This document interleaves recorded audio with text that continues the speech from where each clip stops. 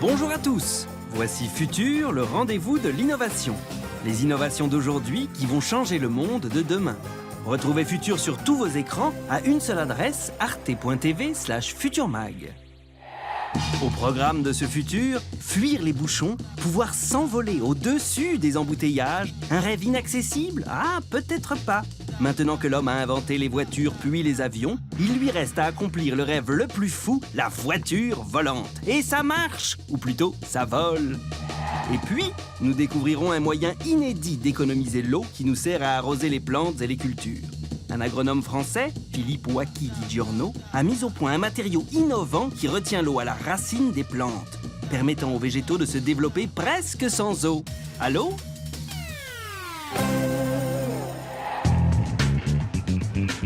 Qui n'a jamais rêvé de s'envoler pour échapper aux embouteillages, d'éviter les files d'attente et les contrôles de sécurité aux aéroports? Eh bien non, vous ne rêvez pas. Cela est désormais possible grâce à la voiture volante. Depuis des années, des ingénieurs passionnés, des chercheurs inventifs planchent sur des dizaines de véhicules hybrides à mi-chemin entre la voiture et l'avion. Quelles sont ces innovations? Qui peut enfin en bénéficier et dans quelles conditions? Nous allons vous faire découvrir les 2 premiers véhicules aériens personnels déjà en vente ou en passe de l'être. Et si on assistait au balbutiement d'un nouveau mode de locomotion pour tous totalement innovant?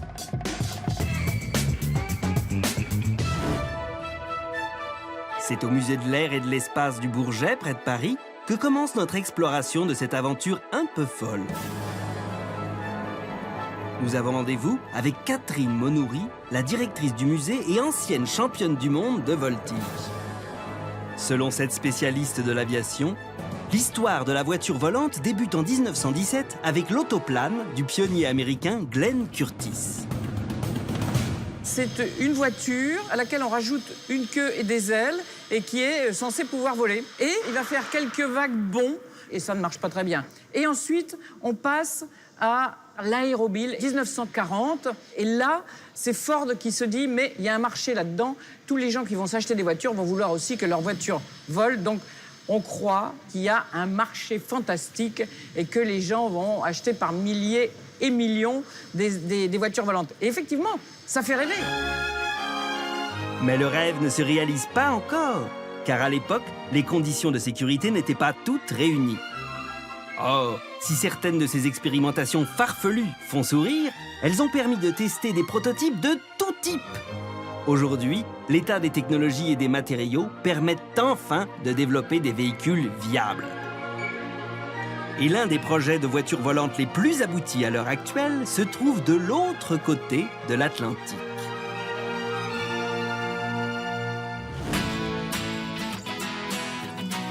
Nous atterrissons à Woburn, Massachusetts, dans le nord-est des États-Unis. Nous sommes chez Terrafugia, une petite société qui a mis au point l'une des 2 voitures volantes actuellement autorisées et commercialisées, le Transition. Le principe de ce drôle d'oiseau? Un avion capable de replier ses ailes en 1 minute seulement pour prendre la route. Ses créateurs, parmi lesquels Robert Gersh, vice-président de Terrafugia, ont dû affronter une première contrainte technique. Une fois que le véhicule est en mode voiture, non seulement les ailes doivent se replier le long des flancs de l'appareil, mais elles doivent aussi permettre de rentrer dans un garage. Donc nous avons choisi ces ailes parce qu'elles avaient une bonne aérodynamie, mais aussi parce qu'une fois repliées, elles peuvent tenir dans un garage. En vol, le Transition peut parcourir jusqu'à 800 km à une vitesse maximum de 160 km/h. Sur route, en revanche, il ne dépasse pas les 105 km/h. Le Transition ressemble en fait plus à un avion roulant qu'à une voiture volante. Mais à en croire ses utilisateurs, la conduite du véhicule qui fonctionne avec un moteur à essence est vraiment très simple. Quand les ailes se déploient de façon automatique, l'appareil passe en mode avion. C'est donc le même moteur qui actionne les roues au sol et l'hélice en vol. Il y a différentes commandes dans le cockpit. Il y a un volant, comme dans une voiture normale, une pédale d'accélération et une pédale de frein. Et face au pilote et au copilote, puisque c'est un véhicule de place, Il y a le manche de pilotage qui commande l'aileron et l'élévateur. N'importe quel pilote pourrait s'en servir. Il vole comme un simple avion et se conduit comme une petite voiture. L'autre pari réussi avant toute commercialisation, c'est l'obtention de l'homologation. Le Transition a reçu la double autorisation, comme voiture d'une part et comme avion léger d'autre part. Toutefois, il ne peut circuler pour l'instant qu'aux États-Unis. Mais attention, l'engin sera vendu pas moins de 240 000 €. Avec déjà une centaine de commandes fermes, les premiers véhicules seront dans le ciel d'ici 2 ans. Si quelqu'un veut utiliser le Transition pour ses loisirs, pour voyager dans le pays d'aéroport en aéroport, il aura avec lui sa voiture. Dans certains cas, le Transition sera la solution parfaite. Mais est-ce vraiment la solution parfaite? Pas tout à fait, car l'engin requiert tout de même un brevet de pilotage. Et avec 760 mètres pour décoller et 580 pour se poser, la principale contrainte reste la distance nécessaire au sol. Il faut donc encore se rendre dans un aérodrome et emprunter une vraie piste dédiée. Autant dire que s'extraire des embouteillages par le ciel en un clin d'œil n'est pas encore possible avec ce modèle. La solution passe donc par un autre projet, un nouvel engin roulant capable de décoller plus rapidement et plus simplement.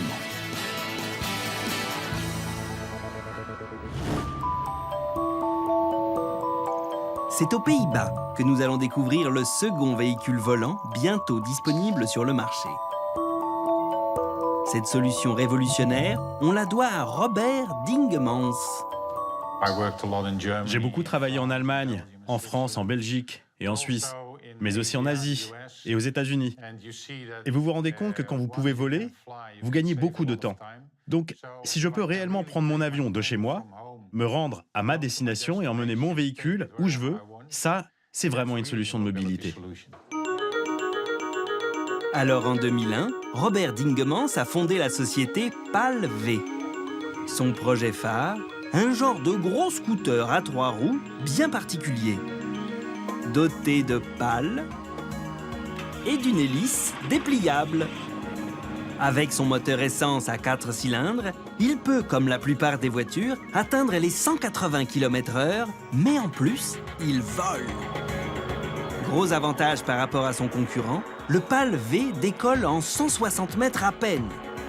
Il peut ensuite parcourir jusqu'à 500 km dans les airs avant d'atterrir en 30 mètres seulement. Selon le constructeur, le véhicule annoncé comme tout-terrain n'a plus besoin de pistes d'aérodrome, un simple champ suffit. Une avancée considérable qui, outre les particuliers, pourrait intéresser la police ou l'armée pour leurs interventions. Si vous êtes dans une zone montagneuse, comment atterrir dans les environs? Ou dans une forêt? Comment se poser dans des endroits pareils? Mais si vous trouvez une zone d'atterrissage dans les environs et qu'ensuite vous pouvez conduire votre propre véhicule, alors vous gagnez beaucoup de temps. Ce serait donc intéressant pour des opérations de secours. Pour atteindre de telles performances, les inventeurs du PAL-V ont choisi l'option de la voilure tournante, de type gyrocoptère, plutôt que des ailes fixes. L'innovation consistait à adapter pour la première fois cette technologie déjà existante sur un véhicule roulant. Quand nous avons commencé à réfléchir à une voiture volante, bien sûr, nous avons dû décider de quelle façon nous allions la faire voler. Vous pouvez choisir entre un hélicoptère ou des ailes fixes. Mais nous avons découvert le gyrocoptère qui existe depuis 90 ans. Il est très sûr et très facile à piloter. Alors comment ça marche? Comme son cousin l'hélicoptère, le gyrocoptère se compose d'une hélice principale horizontale située au-dessus de l'appareil et fixée sur un rotor. La seconde hélice, plus petite, est verticale et installée à l'arrière. Contrairement à un hélicoptère, l'hélice principale d'un gyrocoptère est libre. Elle n'est pas actionnée par un moteur. Quand l'appareil s'élance pour prendre de la vitesse, il est propulsé par son hélice arrière, entraînée, elle, par un moteur. C'est ensuite le vent induit par cette vitesse qui va actionner l'hélice horizontale du gyrocoptère et ainsi créer la force nécessaire à l'envol que l'on appelle la portance. Cela lui permet de pouvoir décoller et atterrir sur une très courte distance, même en cas de panne moteur. Quand vous voulez conduire, il faut qu'il soit compact. Donc, vous appuyez sur un bouton et là, toute la structure s'abaisse. Ensuite, vous allez derrière, vers la queue, et vous la poussez. Les pales de l'hélice horizontale se rabattent ensuite au-dessus du véhicule pour achever la métamorphose. En quelques minutes, voilà le PAL-V prêt à s'élancer sur les routes. Mais comment rester stable avec tout cet attirail sur le toit? Il a donc fallu imaginer une solution pour une bonne tenue de route dans les virages. Tous les avions sont hauts sur leurs trois roues. Parce que l'hélice propulsive est à l'arrière, elle a besoin d'une grande surface et donc de hauteur. Cette hélice est haute, donc le centre de gravité est haut. Et on risque de se renverser dans les virages. Mais nous avons trouvé une solution qu'on appelle l'inclinaison et qui permet de rester stable. Au lieu de rester droit dans les virages, le véhicule s'incline et puis il se redresse. Bonne tenue de route, décollage et atterrissage simplifiés, l'engin à 2 places semble donc tenir toutes ses promesses. Vendu tout de même 400 000 €, soit le prix d'une Rolls-Royce, les 45 premiers exemplaires sont déjà commandés aux Pays-Bas et dans le reste de l'Europe. Livraison prévue dans 2 ans. Alors, grâce à des véhicules comme le PAL-V ou le Transition, serons-nous tous demain équipés de voitures volantes? Rien n'est moins sûr. Des obstacles restent encore à lever, car passer de la conduite sur route au pilotage ne s'improvise pas. Retour au Bourget. En tant qu'ancienne voltigeuse, Catherine Monoury passe régulièrement de la voiture à l'avion. Selon elle, le brevet de pilotage pour les voitures volantes est obligatoire, mais pas suffisant. Entre 25 et 40 heures de vol seraient indispensables pour apprendre à les maîtriser. Car une fois en l'air, toutes les perceptions sont modifiées. À partir du moment où vous volez, vous avez des fonctions que vous n'avez pas au sol. Une profondeur, on descend, on monte. Donc il faut savoir se repérer et c'est très très compliqué. Parce que tout s'écrase, on ne voit plus de la même façon. On ne reconnaît pas son propre terrain. Évidemment, tout le monde ne conduira pas une voiture volante, mais les candidats seront nombreux. Comment alors sécuriser ces nouveaux modes de déplacement? Comment choisir parmi les nombreux outils de pilotage? Des chercheurs européens se penchent justement sur la question.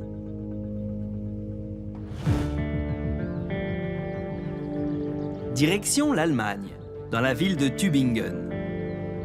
Les chercheurs de l'Institut Max Planck, menés par Frank Neuwenhuizen, ingénieur en aérospatial, tentent d'analyser les contraintes liées à l'utilisation de véhicules aériens personnels pour les déplacements quotidiens. Comme 4 autres centres de recherche, l'Institut a été mandaté par la Commission européenne pour mener le projet baptisé MyCopter, une vaste réflexion sur la conduite des voitures volantes. Pour cela, ils ont mis au point ce simulateur exceptionnel, capable de bouger selon 8 axes de rotation pour reproduire n'importe quelle condition de vol. Comme un manège, la cabine soumet l'utilisateur à la pesanteur, ainsi qu'à différents stimuli visuels et auditifs.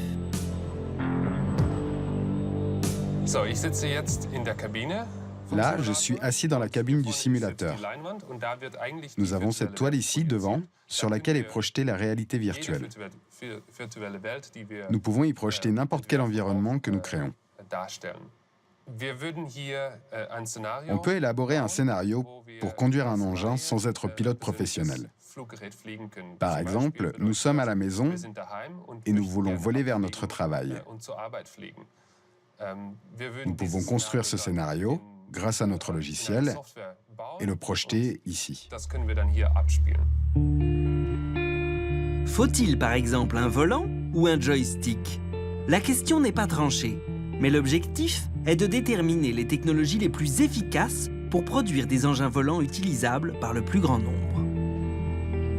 Pour Heinrich Bulthoff, le directeur de l'Institut, dans tous les cas, le futur de la voiture volante sera automatisé, à la manière des véhicules qui fonctionnent en pilotage automatique.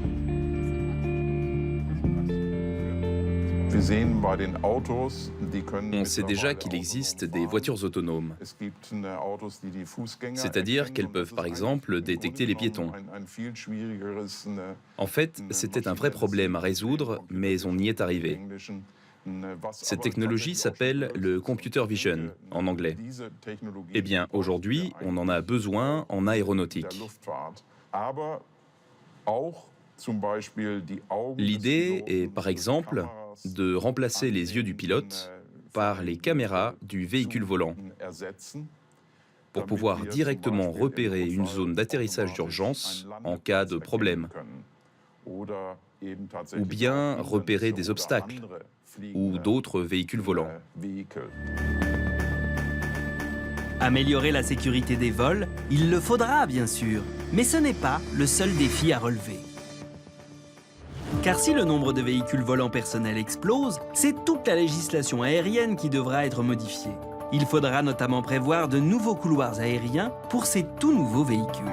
C'est excitant, mais il y aura probablement des couloirs autour des villes, plus bas que ceux qui sont utilisés par les avions de ligne, une espèce d'autoroute. En tout cas, des voies autorisées et des voies non autorisées, mais à l'intérieur duquel il va falloir pouvoir contrôler aussi les machines pour éviter les risques d'accident. Après des années de rêve, les 2 premières voitures volantes arrivent enfin sur le marché. D'autres engins pourraient suivre, comme l'aéromobile, ce projet slovaque toujours en attente des précieuses homologations. Reste à franchir un dernier défi technologique, mettre au point un engin à décollage vertical pour s'envoler instantanément et sans piste. Certains projets, parmi lesquels ce véhicule français, s'annoncent déjà prometteurs.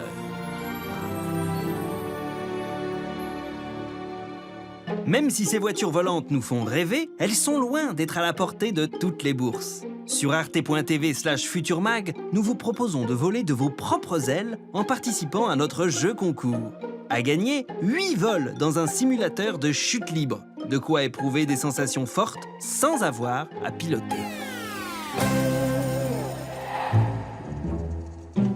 Retour sur Terre.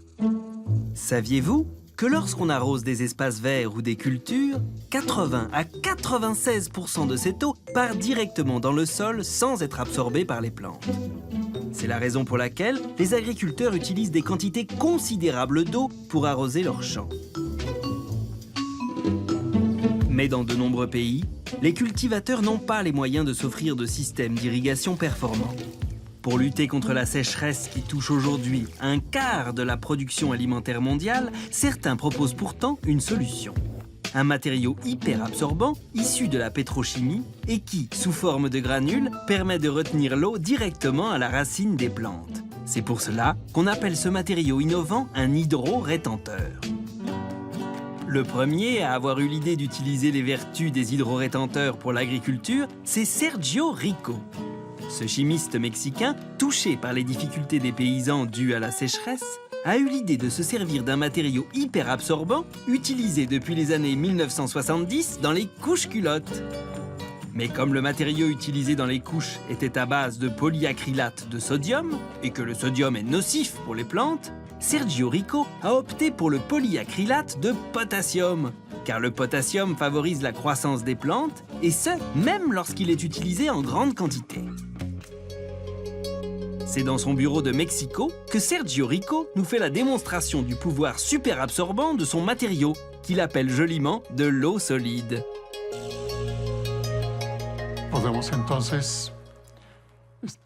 Nous pouvons voir comment cette eau solide, une fois hydratée, reste dans les mains, sans s'infiltrer entre les doigts. De la même manière, elle va maintenir l'eau à la racine des plantes. Démonstration avec 2 bonbonnes remplies de terre. L'une contenant l'hydro-rétenteur, l'autre pas. À chaque fois qu'on remplit la bonbonne sans hydro-rétenteur, l'eau part et la terre reste sèche. Dans celle qui en contient, il n'y a pas de gaspillage d'eau par infiltration, ni par évaporation d'ailleurs.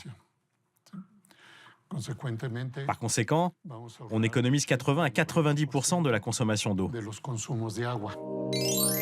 Alors, comment est-ce possible ? Au contact de l'eau, les molécules d'acrylate de potassium, représentées ici en jaune, se lient les unes aux autres pour former une sorte de film moléculaire. Des couches imperméables d'acrylate entre lesquelles l'eau se retrouve piégée. En fonction des précipitations attendues, l'hydrorétenteur est déposé dans un trou, soit déjà gorgé d'eau, soit encore sous forme de poudre. Ces minuscules réservoirs vont permettre à la plante de venir pomper l'eau au gré de ses besoins. Avant, mon rendement de maïs était de 5 tonnes à l'hectare. L'année dernière, avec cette technique magnifique, j'ai récolté 21 tonnes de maïs à l'hectare. Et cette année, j'espère en obtenir environ 25 tonnes et demie. Ça m'a changé la vie. J'ai même pu m'acheter une belle camionnette en 1 an de bénéfices. Des milliers de cultivateurs commencent à utiliser ce produit. Un moyen simple et bon marché qui leur permet de surmonter les périodes de sécheresse. Mais qu'en est-il de la pollution des sols? Ce matériau pourrait-il les contaminer? Il ne va pas contaminer le sol, parce qu'avec le temps, ce produit va arrêter d'emmagasiner et libérer de l'eau, et ça va devenir des petits morceaux de la taille d'un grain de sable, totalement inoffensifs et inertes. Sans parler du fait que la quantité que nous utilisons est ridicule, juste 200 grammes pour une tonne de terre. Pour Sergio Rico, ce produit serait donc sans danger. Mais même si l'efficacité de ce matériau super absorbant a été étudiée, il n'y a pas eu d'études spécifiquement axées sur l'éventuelle toxicité du produit dans les sols. Les scientifiques n'ayant pas suffisamment de recul sur cette question, il est difficile de faire toute la lumière sur ce point. Pour en savoir plus, nous sommes allés voir Marc Miquel, expert agronome agréé auprès du ministère de la Recherche, qui travaille depuis 35 ans sur le développement racinaire des plantes. Ses travaux l'ont amené à tester différents types d'hydrorétenteurs. Alors, quel est son avis? Les polymères de polyacrylate sont des molécules obtenues de manière synthétique, mais qui sont dégradables et 100% biodégradables. Il n'y a pas de constituants qui soient dangereux, comme par exemple du chlore, qui pourrait rester en association et faire des organochlorés ou des choses comme ça, ou libérer des gaz toxiques dans l'atmosphère. Donc ces matériaux sont naturellement dégradés. On n'a jamais, à l'arrivée, dans les publications qu'on a pu voir dans le domaine scientifique, on n'a pas de réapparition dans les sols de culture de molécules qui pourraient poser problème. Mais un agronome français est allé encore plus loin.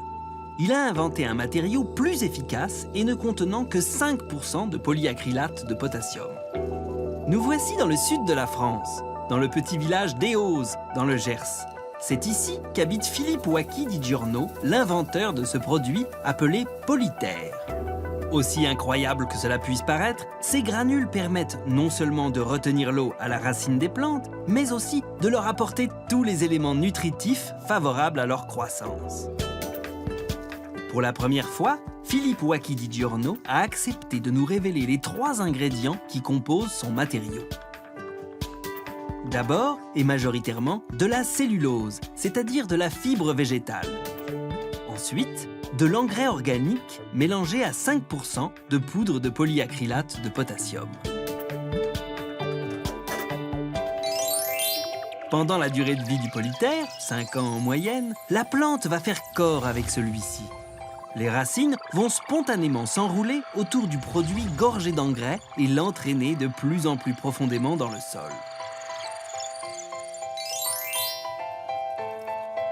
Les racines vont se greffer et on voit bien là, d'une façon évidente, qu'il y a association entre la plante et le polyter. L'image la plus flagrante, c'est un puits et un garde-manger pour chaque plante. Et en plus, c'est un garde-manger avec un réfrigérateur. Parce que la particularité du polyter, c'est que ça baisse la température du sol. Et comme ça, la plante, elle n'a aucun stress. Aucun stress, développement optimisé, développement du végétal, développement des fruits, développement des fleurs. Un test grandeur nature vient d'être lancé sur la variété phare de cette exploitation horticole, le Dipladenia. 2 grammes de polyter par litre de substrat sur la bagatelle de 20 000 pots. 4 mois plus tard, premier bilan comparatif. Alors, on va regarder l'essai. Ici, on a une variété blanche avec du polytère. Avec polytère, ok. Et ici, c'est sans polytère. Sans polytère. Un diplodénia avec polytère, après 1 mois et demi de culture, on voit le développement racinaire beaucoup plus important. On voit que les racines sont bien cheminées autour et au fond du pot, bien réparties. Et ça, c'est très important pour la continuité du développement du végétal. Et ce qui est très intéressant de voir, que c'est une culture qui est menée avec très peu d'eau. Le substrat est pratiquement sec. Maintenant, on va voir au niveau de la plante sans polytère. On voit que le développement est assez faible pour l'instant et on voit que la répartition est pas du tout la même. Beaucoup plus faible. Voilà, c'est plus en surface là que ici, il y a pratiquement pas encore de développement racinaire. Que là, on a déjà un chevelu qui se développe d'une façon homogène. Mais la motivation principale de cet agronome, c'est d'avoir élaboré un produit qui favorise également la croissance des plantes sur des sols très arides ou sur des sols toxiques sur lesquels plus rien ne pousse. C'est réellement fantastique d'être à la base d'une technologie qui peut réellement, surtout ce qui m'importe le plus, changer la vie de millions d'hommes et de femmes. Et ça, c'est la chose qui m'émerveille encore plus. Parce que le végétal doit être vraiment la base angulaire du développement, surtout dans les pays comme l'Afrique, l'Asie et l'Amérique du Sud, parce qu'ils ont beaucoup de problèmes maintenant au niveau du réchauffement climatique. Et Polytère peut vraiment changer réellement les données et faire mentir ceux qui disent qu'on va contre le mur. Direction la Nouvelle-Calédonie, où grâce à l'hydro-rétenteur fertilisant de Philippe Ouaki Di Giorno, les agriculteurs découvrent qu'ils peuvent accroître leur rendement tout en économisant l'eau. C'est le cas de Thierry Akinaga, l'un des plus gros producteurs d'agrumes de l'île qui l'utilise depuis peu. Bonjour Thierry. Aujourd'hui, il montre les résultats qu'il a obtenus grâce au produit à David Garrigou, le représentant qui lui a vendu. Donc il y a 7 mois, vous avez planté sans arrosage et du coup, vous avez mis en terre avec le polytère gonflé. On les a arrosés à peu près 2 fois après les avoir plantés, à 10 jours d'intervalle. Et depuis, on n'a pas réarrosé et les arbres sont toujours là, vous voyez. Pas d'arrosage, pas d'engrais à ajouter, le prix d'achat du polytère est largement compensé par les économies de main-d'œuvre réalisées. Alors voilà ces arbres, ils ont eu 2 ans au mois de septembre. Ils ont 2 ans et 2 mois. Et ils rapportent déjà. Alors que pour avoir la même production, ce serait aux alentours de 3 ans et demi, 4 ans, quoi. J'ai aucun système d'arrosage qui est sur place. Donc ils ne sont pas arrosés. C'est bien grâce au polytère qu'ils ont poussé aussi vite. Là, on a ramassé à peu près 30 kilos par arbre. C'est des arbres qui vont arriver à près de 100 kilos, qui vont produire à près de 100 kilos à 2 ans. C'est extrêmement rare. En Nouvelle-Calédonie, depuis 2012, le produit de Philippe Ouaki Di Giorno est également utilisé au sud de l'île, sur les sols de ces anciennes mines de nickel où plus rien ne pousse. Les pouvoirs publics ont décidé de lancer sur cette zone chargée en minerais très toxiques et pauvres en matière organique un programme pilote de reforestation. Alors ça, cet arbre-là, c'est quoi ça? Ça, c'est un Ostrobuxus. Ostrobuxus. Attends, on va mesurer le trou. Donc là, tu prends déjà d'abord le diamètre. Les premiers résultats sont très encourageants. Arbres et arbustes sont de retour. Et même si les études manquent sur l'innocuité de ce produit, voir repousser la flore sur tout type de sol, même les plus dégradés et les plus toxiques, représente un immense espoir. Économiser l'eau et cultiver les plantes grâce aux nouvelles technologies, c'est ce que nous vous proposons sur arte.tv/futurmag. Découvrez des objets connectés qui permettent de mesurer la température, la luminosité ou de gérer l'arrosage de vos plantes. Avec les objets connectés, avoir la main verte n'aura jamais été aussi facile. Tchuss les plantes vertes!